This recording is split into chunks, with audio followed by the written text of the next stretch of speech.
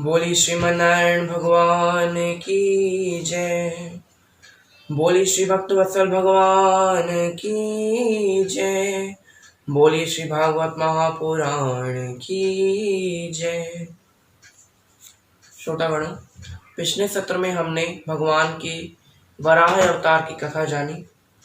इस सत्र में हम भगवान के अनन्य भक्त श्री भगवान ध्रुव चरित्र की चर्चा करेंगे। ध्रुव चरित्र आज हम सुनेंगे। यहाँ ब्रह्मा जी रचना का कार्य कर रहे हैं, लेकिन रचना कार्य कर रहे हैं लेकिन कुछ सफल नहीं हो रहा। क्यों नहीं सफल हो रहा? क्योंकि ऋषियों की रचना कर दी, देवताओं की रचना कर दी, आदि आदि रचनाएं की, लेकिन उन्होंने तो मनुष्य रचना नहीं की। तो भगवान का ध्यान धरते हैं ब्रह्मा जी, और उनके दाहिने भाग से एक पुरुष की उत्पत्ति होती है। वो पुरुष कौन है? श्री स्वयंभू मनु जी। उनके वाम भाग से यानी बाएं तरफ से एक स्त्री की उत्पत्ति होती, वो है शत्रुपा। इन दोनों का विवाह होता है, मनु और शत्रुपा का। उन दोनों की 5 संतानें होती हैं, 2 पुत्र और 3 पुत्रियां। 2 पुत्र कौन कौन से हैं? प्रियव्रत एंड उत्तानपाद। और 3 पुत्रियां हैं आहुति, प्रसूति और देवहूति। ये 3 कन्याएं। अच्छी बात है। यहाँ उत्तानपाद की 2 पुत्र होते हैं। अच्छा, कैसे 2 पुत्र होते हैं? अब उत्तानपाद है तो उनको सृष्टि को आगे बढ़ाना है। तो यहाँ उत्तानपाद जी ब्रह्मा जी की इच्छा से सुनीति नाम की कन्या से विवाह करते हैं, लेकिन सुनीति की कोई पुत्र नहीं होता। तो वो सुरुचि नाम की एक और कन्या से विवाह करते हैं। सुरुचि से विवाह करते हैं। अब यहाँ दोनों रानियों के बीच में वो भेदभाव करने लगते हैं। सुनीति के पास कम जाते हैं, सुरुचि के पास ज़्यादा जाते हैं। सुनीति के साथ कम समय व्यतीत करते हैं, सुरुचि के साथ ज़्यादा समय व्यतीत करते हैं। यहाँ लेकिन सुनीति फिर भी खुश है, वो ज़्यादा गुस्सा नहीं करती। यहाँ सुरुचि कहने पर सुनीति को महल से बाहर निकाल दिया। सुनीति बगल में महल की झोपड़ी बनाकर रहती थी, कुटिया बनाकर रहती थी। यहाँ पर सुरुचि गर्भ धारण करती हैं, और यहाँ भगवान की लीला देखिए कि सुनीति भी गर्भ धारण करती है। सुरुचि से एक सुंदर पुत्र उत्पन्न होता है, उसका नाम है उत्तम। और सुनीति से उत्पन्न होता है, उनका नाम है श्री ध्रुव महाराज। यहाँ दोनों पुत्र बड़े होते हैं, मतलब 5-6 वर्ष के हैं। यहाँ राजा एक दिन युद्ध करने गए थे, शिकार खेलने या युद्ध करने गए थे, कुछ भी माने। युद्ध करने गए थे, युद्ध करके लौट कर आते हैं तो सुनीति के कक्ष की जगह सुरुचि कक्ष में जाते हैं। सुरुचि कक्ष में उत्तम और श्री ध्रुव महाराज खेल रहे हैं। यहाँ बैठे हुए हैं, सुरुचि से कई बातें करते हैं, युद्ध का वृत्तांत सुनाते हैं। यहाँ बीच में ध्रुव महाराज आके उनकी गोद में बैठ जाते हैं। सुरुचि को गुस्सा आ जाता है, क्रोध हो जाता है। वो ध्रुव जी को उत्तानपाद महाराज की गोद से उठाकर नीचे फेंक देती। ध्रुव कहते हैं, आपने ऐसा क्यों किया? कहते हैं, दासियों के पुत्र इस तरह महाराज की गोद में नहीं बैठ सकते। ध्रुव जी कहते हैं, मेरी माँ भी महारानी है। कहती हैं, वो महारानी होगी या महारानी थी, अब नहीं। ध्रुव जी पिता से कहते हैं, पिता ये माँ क्या कह रही है, आप कुछ कहिए। यहाँ पिता तो कुछ कह ही नहीं रहे, पिता माँ के मोह में बंधे हुए हैं।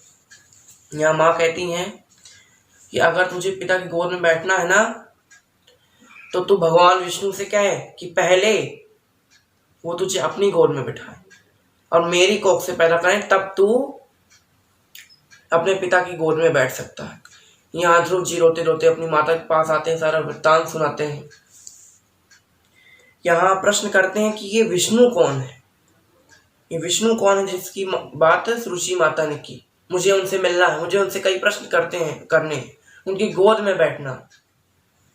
या सुनीति माता कहती हैं, बेटा अभी तुम बहुत छोटे हैं, उनसे मिलने के लिए तपस्या करनी पड़ती, घोर तपस्या करनी पड़ती, और तुम अभी छोटे हो, तो तुम बड़े हो जाना, तब तुम वन जाकर तपस्या करना। यहाँ ध्रुव जी कहते हैं, अब यहाँ ध्रुव जी रात हो जाती है, ध्रुव जी बड़े विचार मग्न है।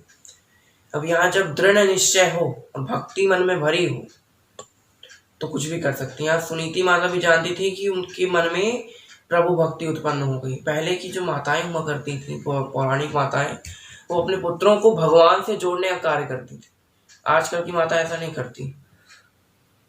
यहाँ पर ध्रुव महाराज सुबह होते ही वन को चले जाते हैं, वन में चले जाते हैं। अब यहाँ तपस्या करनी चाह ही रहे हैं कि भगवान देख रहे हैं ऊपर से।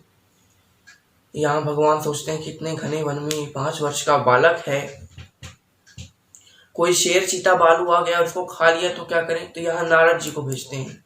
यहाँ नारद जी आते हैं। नारद जी जब आया करते हैं तो क्या कहते हैं, नारायण नारायण नारायण नारायण नारायण नारायण नारायण नारायण, यही कहते हैं। नारायण नारायण करते हुए यहाँ नारद जी आते हैं, प्रभु भक्ति में एकदम मग्न।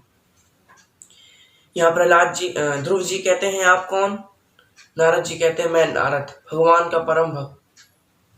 ध्रुव जी कहते हैं अरे नारद जी आइए आइए, मुझे माता ने आपकी कई कथाएं सुनाई हैं। पहले की माताएं महाराज भगवान की कथाएं सुनाती थी, आज की माताएं सिंड्रेला और स्नो वाइट की कहानियां सुनाती हैं। और जब बड़े हो जाते हैं, जब पूजा करने को बुलाते हैं, पूजा में नहीं बैठते तो कहते हैं अरे कैसे बात है यार, हमने ये सब थोड़ी ना सिखाया था। कहते आपने तो सिखाया भाई।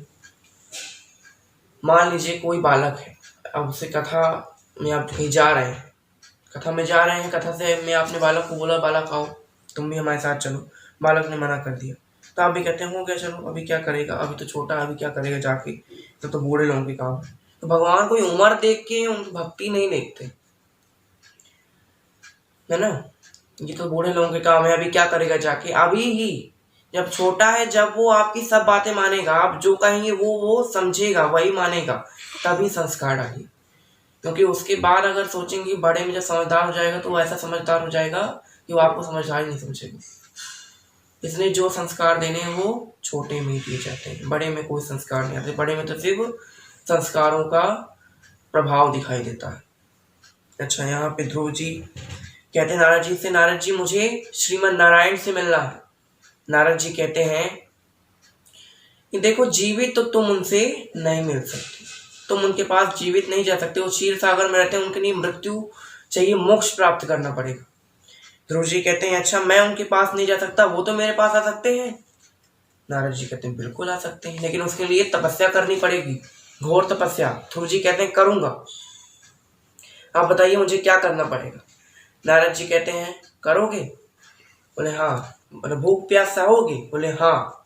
यहाँ पर नारद जी कहते हैं चलो हमारे साथ कहो क्या, ओम नमो भगवते वासुदेवाय, ओम नमो भगवते वासुदेवाय।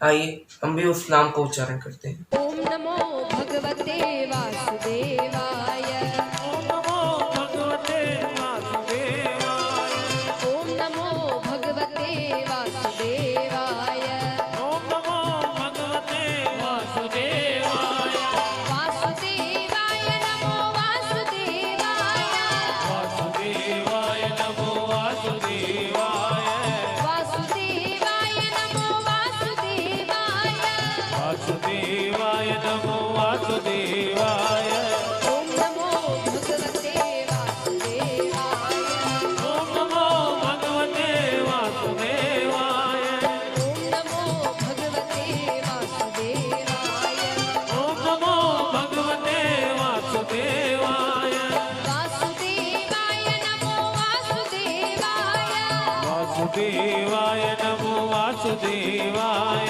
वासुदेवाय नमो वासुदेवाय, वासुदेवाय नमो वासुदेवाय, ओम नमो भगवते वासुदेवाय, ओम नमो भगवते वासुदेवाय, ओम नमो भगवते वासुदेवाय, ओम नमो भगवते वासुदेवाय, ओम नमो भगवते वासुदेवाय, ओम नमो भगवते वासुदेवाय। यहाँ ध्रुव जी घोर तपस्या कर रहे हैं, यहाँ कुछ वर्ष तपस्या करते हैं, यहाँ कुछ समय तक नारद जी कहते हैं कि अब अन्न त्याग दो, अन्न त्याग दिया, अब सिर्फ फल खा रहे हैं। कुछ समय बाद नारद जी कहते हैं फल त्याग दो, फल भी त्याग दिया, अब केवल पानी पी रहे हैं। नारद जी ने कहा पानी त्याग दो, तो पानी भी त्याग दिया, केवल वायु पी रहे हैं। अब नारद जी ने कहा सांस रोक दो तो भगवान जरूर आएंगे। यहाँ पूरा वायुमंडल शून्य हो जाता है। अब भगवान ये कभी नहीं चाहते कि उनकी भक्ति करते करते कोई मनुष्य मृत्यु को प्राप्त हो जाए। यहाँ भगवान साक्षात श्रीमन नारायण का प्रादुर्भाव होता है। ध्रुव जी के पास आते हैं। ध्रुव जी कहते हैं आप कौन? नारायण कहते हैं मैं वही हूँ जिसकी तुम तपस्या कर रहे थे। ध्रुव जी बड़े प्रसन्न होते हैं, भगवान को गले से लगा लेते हैं, भगवान उनको गले से लगा लेते हैं। यहाँ भगवान कहते हैं पूछो क्या प्रश्न पूछने थे। ध्रुव जी कहते हैं मेरी माता ने मुझे गोद से क्यों उतार दिया, मेरे पिता ने कुछ कहा क्यों नहीं ना। भगवान कहते हैं रुको रुको, एक एक करके प्रश्न पूछो, एक एक करके प्रश्न पूछो, मैं सभी प्रश्न के उत्तर दूंगा। कहते हैं अच्छा एक पहला प्रश्न पूछो। यहाँ ध्रुव जी कहते हैं मेरी माता ने मुझे मेरे पिता की गोद से क्यों उतार दिया। यहाँ पर भगवान बताते हैं, यहाँ भगवान उनके सर पर हाथ रखते हैं। यहाँ साक्षात श्री माँ सरस्वती उनके सर पर विराजमान होती हैं। उसके बाद साक्षात नारायण पूछते हैं और कोई प्रश्न है क्या? ध्रुव जी कहते हैं नहीं, अब मेरी सारी शंकाएं दूर हो गई। यहाँ ध्रुव जी को भगवान के दर्शन प्राप्त होते हैं, भगवान को दिखते हैं। भगवान कहते हैं चलो तुमने मेरे दर्शन प्राप्त कर दिए हैं, तुम अब कई वर्षों तक राज्य करोगे इस पृथ्वी पर, उसके बाद मेरे लोक में आ जाओगे। तो यहाँ पे हमने क्या जाना? श्री ध्रुव चरित्र। आज यहाँ ध्रुव चरित्र समाप्त होता है। आज की कथा को यही विराम देते हुए आप सभी को बहुत बहुत धन्यवाद। श्री भागवत भगवान की है आरती, पापियों को पाप से है तारती।